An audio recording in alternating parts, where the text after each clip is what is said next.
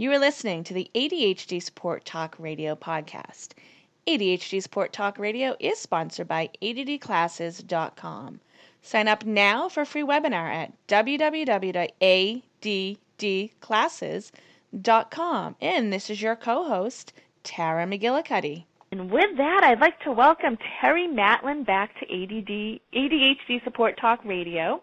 Terry's been on with us a few times before, and Terry and I are going to be talking about having problems getting started with things when you have ADD and ADHD. So welcome, Terry. Before we start talking about the topic, can you let our listeners know a bit about you, who you are in relation to helping people affected by ADD and ADHD, and how they can get in touch with you after the show's ended? Sure. Thanks, Tara. Thanks for the wonderful introduction, and thanks for inviting me back on your great show. I always love to be a part of your project here. I'm Terry Matlen. I'm a psychotherapist, and I'm a coach and a consultant and a writer. I'm the author of the book Survival Tips for Women with ADHD. I run the site at my website at www.addconsults.com, and I can be reached at terry@addconsults.com, and I'm excited to share that I've worked with you actually in developing a program called the ADD Action Team, where you can find me at addactionteam.com, where people can come and join me online for really hands-on action-related tasks and chores and things that are hard for people with ADD to do. So we do it together online. But it's pretty much what I do. Yeah, and you offer some other great resources over at addconsults.com. So, after you guys listen, definitely take a look on Terry's site. Terry's actually one of the first people who started online help for people with ADHD. I think even before I started, I started my website in the late 90s, and I know you were one of the first people to start helping people online. I think we were around the same time. We were sort of the first to really take it online. There was nothing out there, and we knew that there was a huge need for people to find help online, and so I think we helped fill that void, and we continue to do so. Yeah. So you and I were going back and forth about what should we talk about, because I invited you to come on the show. Whenever you come on, we have great topics. So one of the things that we were discussing was the problem getting started when you have ADD. And I know myself, my clients, and most people who have ADHD that I talk to, that it can be a huge challenge is getting started. So, yeah, I'm glad you came on to discuss that with me, Terry. Yeah, it's a huge topic, and it's something that people contact me all the time, like how do I, and fill in the blank. It can be as simple as how do I get dinner on the table? How can I make a birthday party for my child? Mm-hmm. How can I write a resume for a job that I really want to have? Yeah. Even things that we really want to do, we still, as people with ADD brains, we still get stuck. So even when we're motivated to want to do specific kinds of things that will help us in the long run, we still find ourselves getting terribly stuck. And I find it a very fascinating topic because it affects just about everybody I know, and probably you too, that has ADHD. Yeah, procrastination is a huge thing for us, and a lot of it has to do with being overwhelmed about where to start. So not only do we not get started, we procrastinate and we go on to something else because it's overwhelming and it's frustrating, to say the least. Oh, yeah, and I think there's just a lot of different components to the whole thing. It's not just, putting things off or just feeling, overwhelmed. There's so many pieces to why is it that I can't get started. So thinking about, one of the interesting ones to me that we don't often think about is transitioning. So let's say we're doing something that's pleasurable. Let's say we're reading a book or watching a TV show or browsing the Internet, and we know we need to be doing something else in 5 to 10 minutes. But it's so hard for us and for kids to stop what we're doing, especially if it's pleasurable, to transition to the next activity which we have to do. So like you said earlier, procrastinating. Well, one of the reasons for procrastinating is that difficulty in transitioning because most people with ADD have two ideas about time, and it's now or not now. We have a really tough time getting in between the now and the not now. So I think just that whole aspect of transitioning out of something we're doing into something we need to be doing is extremely difficult. And I think just understanding that piece of it. Becoming aware that you need to transition, that we don't just go from one thing to another, that there needs to be an in-between. Yeah. Especially for kids. I find it a lot with parents who contact me. My child is having a terrible time. We can't get out of the house to run errands because he's busy playing Nintendo. So, we get into a lot of tips about how to help your child transition. But as adults, we have the same problem. Yeah. Same problem. So I know a lot of times we'll set reminders or alarms to, get off the computer and go cook dinner.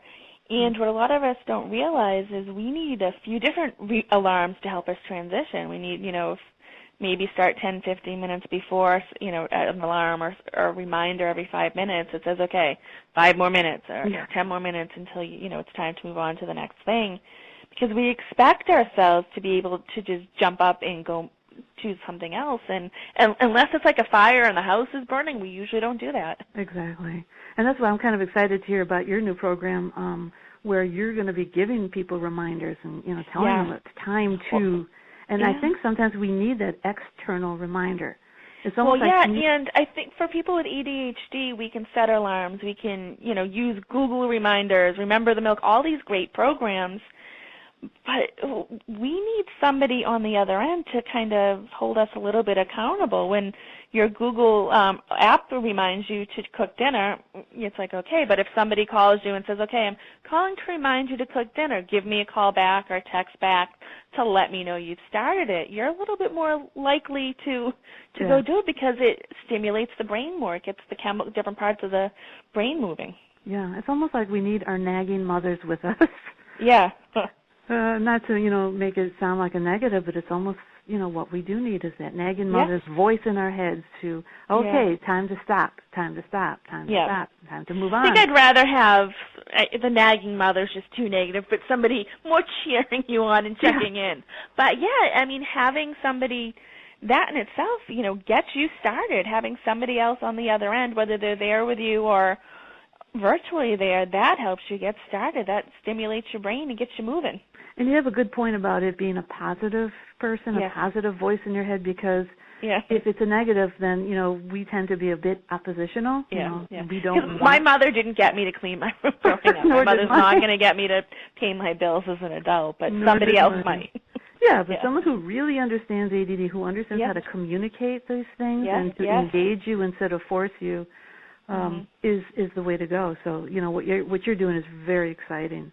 And it's sort of what we're doing with the ADD Action Team is we make it fun and we make it a group. It's a group online where people become friends. Yeah. So, you get online, you talk about what you need to do, you get offline and do what you have to do, get back on, and then people say, hey, pat on the back, wonderful, good job. You have that group support. To one-on-one's great, but having a community and having people there who are going through the same things, and you can't find that anywhere else. Everyone else, who doesn't have ADD or it'd be very unlikely to get a group of average people together to say, okay, let's cheer each other on to take out our trash.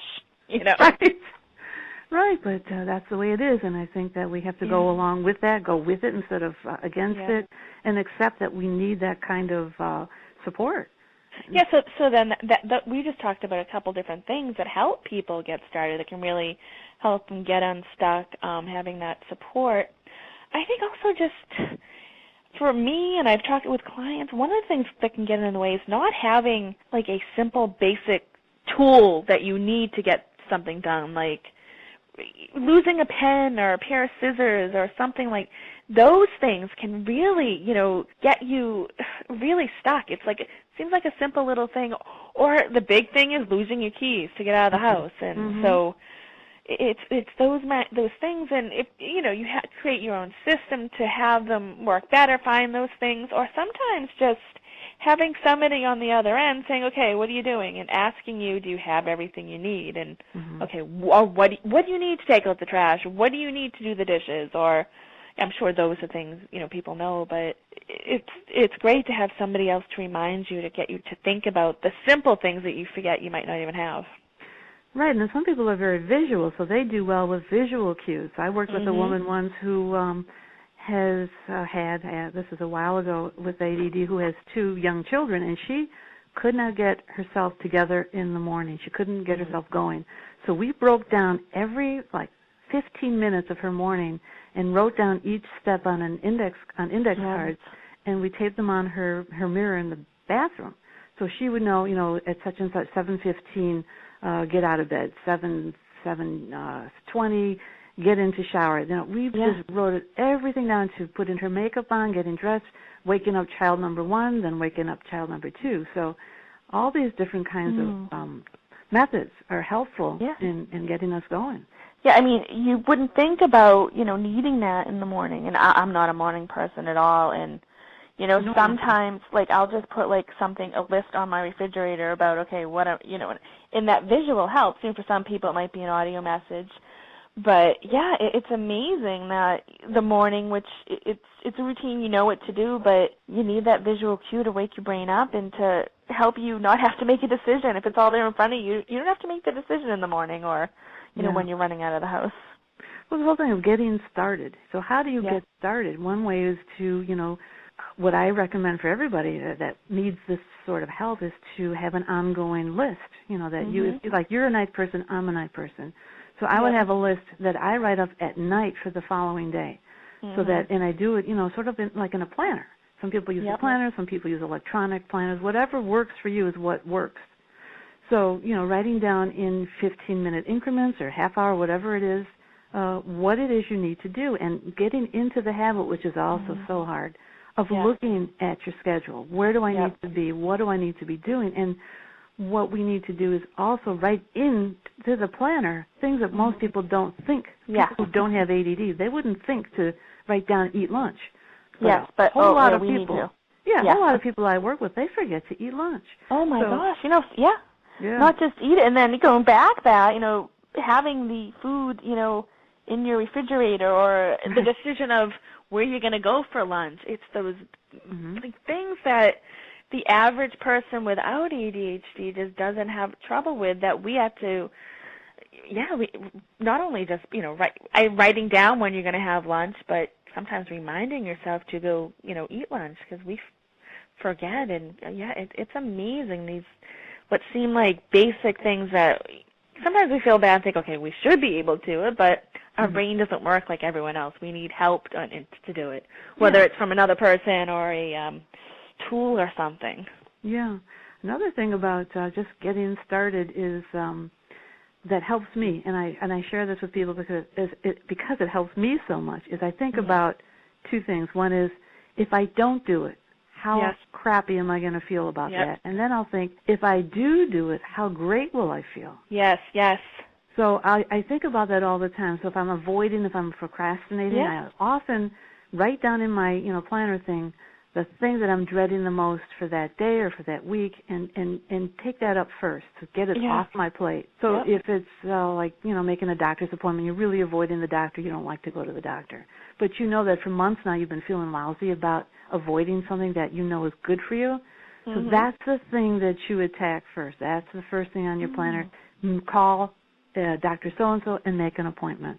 Yep. So sort of shifting back and forth. If I do it, how good I'll feel. If I don't do it, how bad I'll feel. Yeah, I know, and that's kind of on the idea of the questions that I, tell people to ask or to think, okay, what are the consequences for not getting this done, and what's the payoff for getting it done? And I think basically you and I are saying the same thing, and, sometimes, looking at what's more important. Sometimes, the consequences, really you need to focus on them, especially if they're immediate and big, and And I find, too, that sometimes anxiety, a lot of people with ADD do have anxiety, whether it's a comorbid anxiety disorder or anxiety as part of their ADD because they're always, late, always losing things, and that creates internal anxiety. Sometimes anxiety can work for you in this particular, discussion that we're having. If you know that you need to be doing something, you're putting it off, it's going to start developing anxiety within you. And it can sometimes work for you.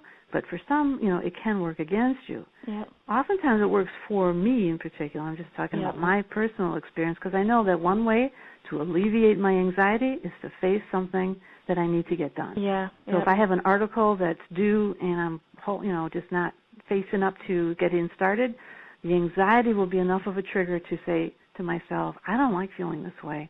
Yeah. And I have a solution. Do it. Mm-hmm. Get it done. Get it over with. Get the person off my back. Yeah. Yeah, exactly. And then I think sometimes people have to look at, what's the end thing?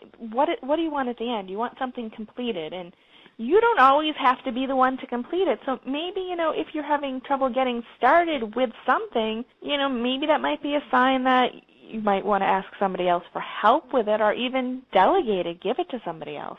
Oh, that's a great point, and I don't know why, but a lot of people, I don't know if it's mainly people with ADD or just people in general, I think it's people with ADD in particular, hate to ask for help because we were raised, as children even, that we should be able to do these things. We should be able to, and so we're trying to always prove to ourselves and to others that we can, and then we just, we sabotage ourselves. Yeah, and it's like sometimes it is embarrassing to think, okay, I need to ask for help for that, but if you look at society, somebody's paying somebody to do the things they don't want to do or can't do. I mean, a lot of people, they have assistants. They have people that do the things that they don't want to do. And, they've found a way to get somebody else to be able to accept the fact that they want someone else to do it. But it's hard. And I remember you and I talking about this years ago when we first met at a conference. I think you were giving a session about women with ADHD, and I said something like, okay, people don't think twice to pay someone to cut their hair or to pay someone, to come pick up their trash. But there's other things that we're so embarrassed. And if society says there's certain things that it's okay to pay people to do, but other things we just feel embarrassed. So yeah, it's sad, and I call it, allowing for accommodations for yourself and not looking at them as a luxury. They're not luxuries. It's not a luxury. Let's say if you're a stay-at-home mom and you're overwhelmed because you have ADD and maybe your kids have ADD, it's not a luxury to bring in a teenager a few times a week to keep your kids busy so you can, regroup and have some downtime. It doesn't mean you have to go out and do all your errands and stuff. It could mean that you take a quiet bath, with no one in your face. So, it's hard to change that mindset. Yeah. But I think once you do, it can be great. And that's the great thing now with all this virtual support is, sometimes it is embarrassing to get somebody to physically come into your house and to see the mess and to, and sometimes you just don't want anyone there. So that's what's great about whether it's a coach or a virtual assistant or even a lot of professional organizers work virtually now, too, is that you can find that help and still be in your own comfort zone. Right. But you still need to kind of change that internal image you have of yourself. Yes. That and accepting it. It takes a long time for a lot of people to accept their ADD, and we see people like that all the time. Yeah. So it's a lot of work we need to do on ourselves before we can get to the point of reaching out and asking for that kind of help. Mm-hmm. But it's there, and I think that we should allow ourselves to spend money for that kind of help because, like I said, it's not a luxury. Yeah. Just like, and you know what? There are some people that really cannot afford services that, but a lot of times I find that that's an excuse. Mm-hmm. People are uncomfortable. They're not ready yet. So they'll say, oh, I can't afford that. But they're just not ready to accept that help. You're unable to. But I think that's something for people to just, realize is there are a lot of different affordable solutions and services out there, and, people can help you. And something doesn't have to be that you have someone at your house 24/7. Like you said, you could have someone come in maybe 10 minutes a week to relieve you, and it can make a world of difference. Well, it's interesting that as parents, we'll spend a ton of money for our kids to send them to a camp in the summer, to buy them new tennis shoes, to get tutoring for them, to get braces on their teeth. We're really, going out on a limb, even if we have a limited budget, to get help for them, but we don't think about what we need for ourselves. Yes. Yeah, and these things, they help us, get started, which, is the topic of our conversation, but they also help you be happy and lead a healthy life. Yeah. And then the whole thing about following through, we were talking about getting started and all the procrastinations and all the reasons why we get stuck and the transitions. Mm-hmm. But then following through, once we make the decision to do something, we still get, thrown into a tizzy because just imagine if you're trying to, for instance, clean a kitchen. So, I have a real interest in women with ADD, so I think of what is that life like? I live it, and what other women, how are they doing it? So, getting in the kitchen just to clean up and getting distracted like crazy because they go about, and I'm, guilty of it too, going about it all the wrong way. So you pick up one thing and you figure, I need to put that away. You head out into the living room. You see something in the living room that needs to go into a bedroom. You go into the bedroom. You're back into the basement.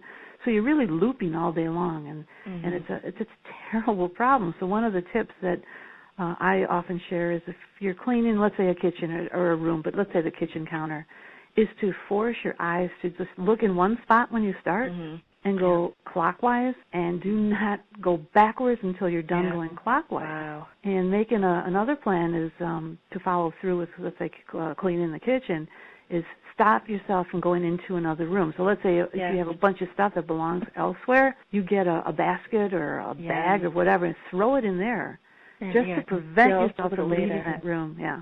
Yeah, because following through, when you aren't able to follow through because you're distracted or whatever else, it makes it harder to restart because you already have that negativity of, oh my gosh, I started and I couldn't finish. So, it's amazing how it all interacts with each other. Yeah, you want to try and make it positive. And if you have some of these tools, some of these tricks of the trade that you and I use with our clients, you can stay on track way better. It's not perfect, but it certainly is extremely helpful to have your little tricks, little ways to get through some of these things, especially if they're boring, like I take that back. There are a lot of people, not many with ADD, but a lot of people in general who really like to clean and organize and tidy things up. And, I'd like to be in their brain for just a day. Yeah, I'd like them to go over to my house once in a while. I like to be in their brain. Like, I know someone who said she loves ironing. Okay. I don't iron, I can't iron, and I won't iron. I can't. But a person that I know without ADD said it's very calming to her, and she feels good about seeing something that she's put an iron to and getting the wrinkles out.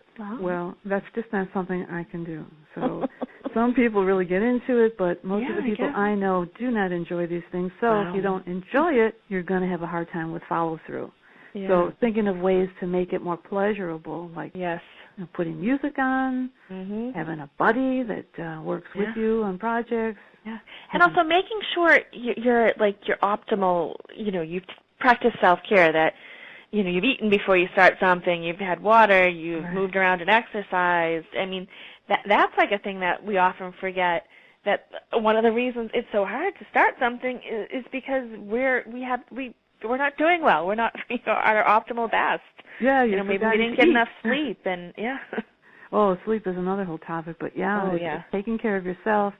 And also, like what you said, we talked earlier about what is the best time of the day for you to do certain things. If it's a mindless, boring thing and you're not quite awake anyhow, maybe and you're not a morning person, maybe the mornings are the time to do these obnoxious, tasks that need to be done that you hate to do.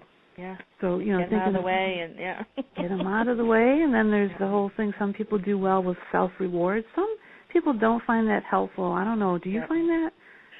No, because I don't know. I think if somebody else is giving me the reward on the other end, it might be helpful. But I don't do well with it because I get frustrated, or I just give myself the reward. I know a lot of coaches, even if I didn't earn it.